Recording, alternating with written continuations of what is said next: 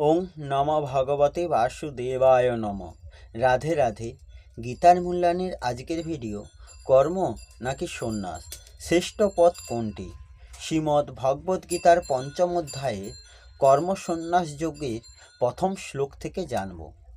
প্রথম শ্লোক সংস্কৃতে বলা হয়েছে, অর্জুন উবাচ সন্ন্যাসং কর্মণং কৃষ্ণ পুণ্যযোগং চ সংশসি যচ্ছেয় এত এরেকং তন্মে ব্রূহি সুনিশ্চিতম।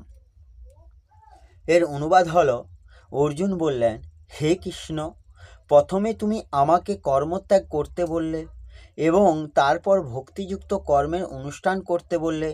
এই দুটির মধ্যে কোনটি অধিক শ্রেয়স্কর তা সুনিশ্চিতভাবে আমাকে বলো। এই শ্লোকের অপর একটি অনুবাদ হল, অর্জুন বললেন, হে কৃষ্ণ, আপনি স্বরূপত কর্ম ত্যাগ করতে বলেছেন, আবার কর্মযোগেরও প্রশংসা করেছেন। সুতরাং এই দুটি সাধনের মধ্যে যেটি নিশ্চিতভাবে কল্যাণকারী আমাকে সেইটিই বলে দিন। এই শ্লোকের তাৎপর্য হল, ভগবদ্গীতার এই পঞ্চম অধ্যায়ে ভগবান বলেছেন যে শুষ্ক জ্ঞানের মানসিক জল্পনা কল্পনার থেকে কৃষ্ণ ভাবনাময় ভক্তিমূলক কর্ম শ্রেয়। ভক্তিযোগী ভগবান সেবা শুষ্ক জল্পনা কল্পনার থেকে সহজতর, কারণ এই ধরনের কর্ম অপ্রাকৃত এবং তা সাধন করার ফলে মানুষ কর্মফলের প্রতিক্রিয়া থেকে মুক্ত হয়। দ্বিতীয় অধ্যায়ে আত্মার প্রাথমিক জ্ঞান এবং জড়দেহে তার বন্ধনের কথা বর্ণনা করা হয়েছে। বুদ্ধিযোগ বা ভক্তিযোগের অনুশীলনের মাধ্যমে কিভাবে সেই বন্ধন থেকে মুক্ত হওয়া যায় তার ব্যাখ্যাও সেখানে করা হয়েছে। তৃতীয় অধ্যায়ের ব্যাখ্যা করা হয়েছে যে যিনি জ্ঞানের স্তরে অধিষ্ঠিত হয়েছেন তার পালন করার জন্য আর কোনো কর্তব্য কর্ম থাকে না। আর চতুর্থ অধ্যায়ে ভগবান অর্জুনকে শিক্ষা দিয়েছেন যে সব রকম যজ্ঞের পরিসমাপ্তি হয় জ্ঞানে। তবে চতুর্থ অধ্যায়ের শেষে ভগবান অর্জুনকে উপদেশ দিলেন পুণ্যজ্ঞানে অধিষ্ঠিত হয়ে ও মোহ থেকে মুক্ত হয়ে যুদ্ধ করতে। সুতরাং এভাবে যুগপৎভাবে ভক্তিমূলক কর্মে নিয়োজিত হতে এবং জ্ঞানে অধিষ্ঠিত হয়ে কর্ম পরিহার করতে বলে শ্রীকৃষ্ণ অর্জুনকে বিভ্রান্ত করেছেন এবং অর্জুন তার সংকল্পে বিচলিত হয়ে পড়েছেন। অর্জুন বুঝতে পেরেছেন যে জ্ঞানের প্রভাবে কর্মত্যাগের অর্থ ইন্দ্রিয়গত সমস্ত কর্ম থেকে বিরত থাকা, কিন্তু ভক্তিযোগ সাধন করার মাধ্যমে যদি কর্ম করা হয় তাহলে কর্মত্যাগ করা হলো কি করে? পক্ষান্তরে তিনি মনে করেন যে জ্ঞানের প্রভাবে কর্মত্যাগ বা সন্ন্যাস হচ্ছে সব রকমের কর্ম থেকে বিরত হওয়া, কারণ কর্ম এবং ত্যাগ তার কাছে অসঙ্গতিপূর্ণ বলে মনে হয়েছে। যেটি তিনি বুঝতে পারেননি সেটি হলো পুণ্যজ্ঞানে অধিষ্ঠিত হয়ে সম্পাদিত কর্ম তার ফল থেকে মুক্ত এবং তাই তা অকর্মের মতোই। তাই তার প্রশ্ন হচ্ছে এই যে তিনি কি সর্বতভাবে কর্ম পরিত্যাগ করবেন না পুণ্যজ্ঞানে অধিষ্ঠিত হয়ে কর্ম করবেন। এই শ্লোকের ব্যাখ্যা হল, সন্ন্যাসং কর্মণং কৃষ্ণ, অর্থাৎ পরিবার পরিজনদের প্রতি স্নেহবশত অর্জুনের মনে যুদ্ধ না করার ইচ্ছা উৎপন্ন হয়েছিল। এর সমর্থনে অর্জুন প্রথম অধ্যায়ে অনেক তর্ক করেছিলেন এবং যুক্তি দেখিয়েছিলেন। তিনি যুদ্ধ করাকে পাপ বলে অভিহিত করেছিলেন। অর্জুন যুদ্ধ করা অপেক্ষা ভিক্ষান্নে জীবন নির্বাহ করাও শ্রেষ্ঠ বলে মনে করেছিলেন এবং তিনি ভগবানকে নিশ্চিতভাবে স্পষ্ট ভাষায়ও বলেও দিয়েছিলেন যে কোনো পরিস্থিতিতেই তিনি যুদ্ধ করবেন না। শ্রোতা প্রায়ই বক্তার শব্দগুলির অর্থ নিজের চিন্তা অনুযায়ী করে থাকেন। আত্মীয় এবং স্বজনদের দেখে অর্জুনের হৃদয়ে যে মোহ উৎপন্ন হয়েছিল সেই অনুসারে তার যুদ্ধরূপ কর্ম ত্যাগ করা উচিত বলে মনে হয়েছিল।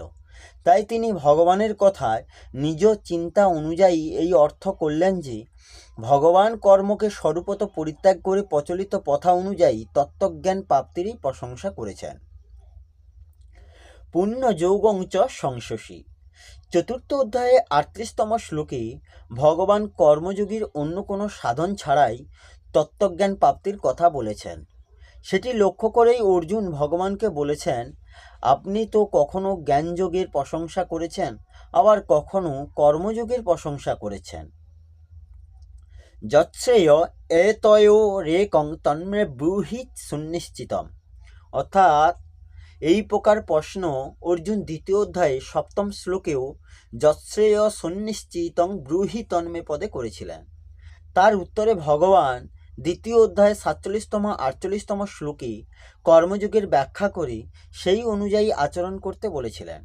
আবার তৃতীয় অধ্যায়ে 2য় শ্লোকে অর্জুন তদেকং বদ নিশ্চিত্ত জ্ঞান সোহমা পুয়াম পদ দ্বারা নিজের কল্যাণের কথা জিজ্ঞাসা করেছেন, যার উত্তরে ভগবান তৃতীয় অধ্যায়ে 30তম শ্লোকে নিষ্কাম, মমতা শূন্য এবং শোকশূন্য হয়ে যুদ্ধ করার উপদেশ দিয়েছেন এবং 35তম শ্লোকে নিজ ধর্ম পালনকেই শ্রেয় বলে জানিয়েছিলেন।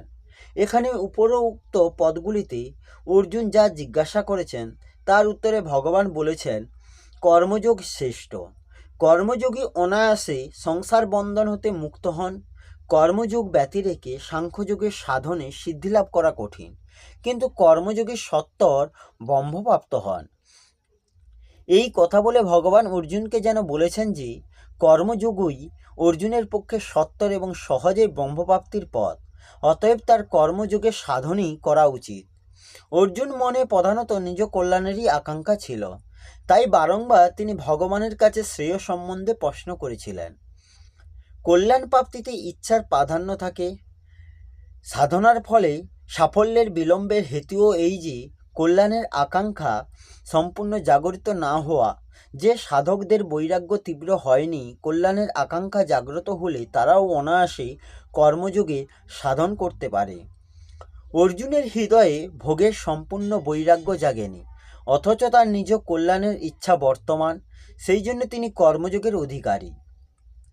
প্রথম অধ্যায়ে 32তম এবং দ্বিতীয় অধ্যায়ে 8ম শ্লোক দেখলে এটি বোঝা যায় যে অর্জুন স্বর্গলোক তো নয়ই, ত্রিলোকের রাজ্যত্ব চান না। কিন্তু প্রকৃতপক্ষে অর্জুনের যে ভোগ বিলাসে বা রাজ্য লাভে সম্পূর্ণ অনীহা ছিল তা নয়। তার বক্তব্য ছিল এই যে যুদ্ধে কুটুম্বদের বধ করে তিনি বিজয়ী হয়ে রাজ্য লাভ করতে চান না। অর্থাৎ স্বজনদের বধ না করে যদি রাজ্য লাভ করা সম্ভব হয় তাহলে তিনি তাতে প্রস্তুত। দ্বিতীয় অধ্যায়ের 5ম শ্লোকে অর্জুন সেই কথা বলেছেন যে গুরুজনদের বধ করে রাজ্য ভোগ করা উচিত নয়। এতে পরিস্ফুট হয় যে গুরুজনদের বধ না করে যদি রাজ্য লাভ করা যায় তবে তা স্বীকার্য। দ্বিতীয় অধ্যায় 6ষ্ঠ শ্লোকে অর্জুন বলেছেন, কে জিতবে তা আমরা জানি না এবং ওদের হত্যা করে আমরা বাঁচবারও আকাঙ্ক্ষা নেই। অর্থাৎ যদি অর্জুনের পক্ষে বিজয় নিশ্চিত বলে মনে হয় এবং ওদের না মেরে রাজ্য লাভ করা যায় তাহলে তিনি রাজ্য গ্রহণে প্রস্তুত। পরে আবার দ্বিতীয় অধ্যায়ে 37তম শ্লোকে ভগবান অর্জুনকে বলেছেন যে তোমার তো উভয়তেই লাভ। যদি তুমি যুদ্ধে হতও হও তবে তোমার স্বর্গপ্রাপ্তি হবে, আর যদি বিজয়ী হও তাহলে তোমার রাজ্য লাভ হবে। অর্জুনের মনে স্বর্গ এবং রাজ্যের প্রতি যদি বিন্দুমাত্র আকাঙ্ক্ষা না থাকতো তাহলে ভগবান হয়তো এমন কথা বলতেন না। সুতরাং অর্জুনের হৃদয়ে যেটি জাগরিত হয়েছিল তা সত্যকার বৈরাগ্য নয়, বরং তার মধ্যে যে নিজ কল্যাণের আকাঙ্ক্ষা ছিল সেটি এই শ্লোকেও স্পষ্ট দেখা যাচ্ছে। এই হলো শ্রীমদ্ ভগবদ্গীতার 5ম অধ্যায়ে 1ম শ্লোকের অনুবাদ সহ ব্যাখ্যা। আসবো পরের ভিডিওতে। রাধে রাধে। জয় শ্রীকৃষ্ণ। জয় গীতা।